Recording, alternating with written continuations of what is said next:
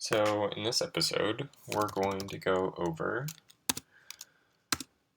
the sort me exercise.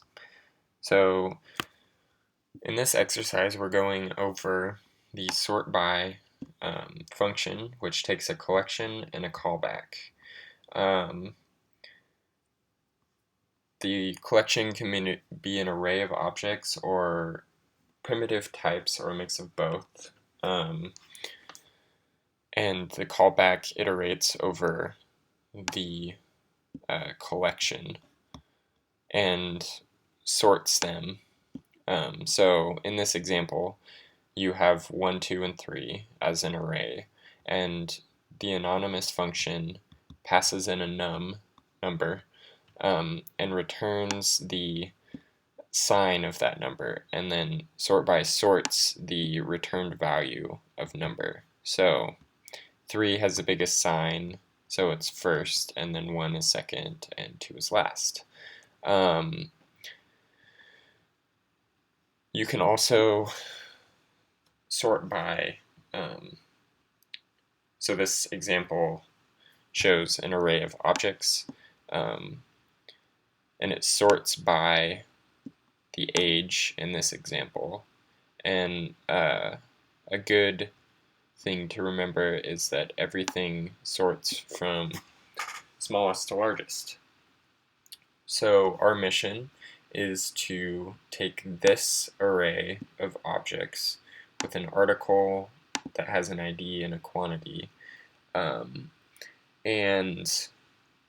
we're supposed to write a function that will sort these items by quantity from largest to smallest.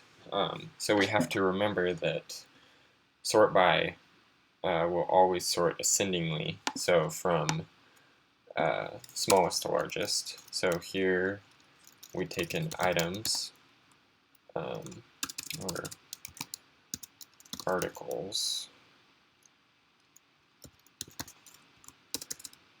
and in here we want to return underscore sort by articles,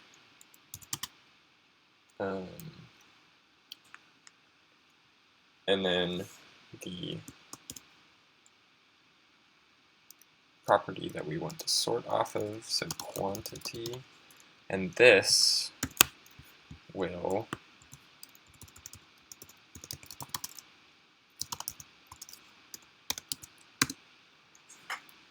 will not pass because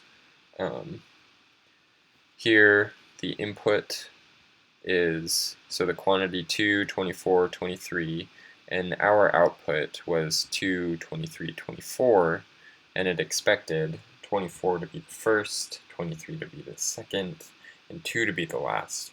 So we need to reverse this, and Lodash has a nice reverse function which reverses the wrapped array, so the first element becomes the last, the second element becomes the second to last, and so on. It's a normal reverse method, but this is important to note that this method mutates the array. So here we can go sort by articles off of the quantity property dot reverse.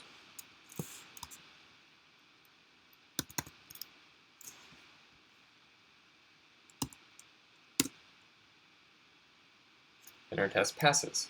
I'm interested to see reverse script. I'm interested to see if the JavaScript reverse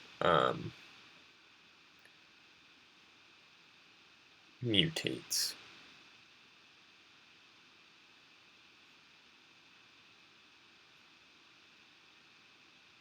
It looks like it does mutate. So using the Lodash reverse will give the same effect. So dash O2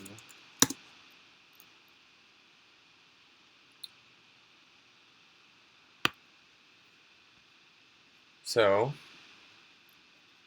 we've passed our second exercise.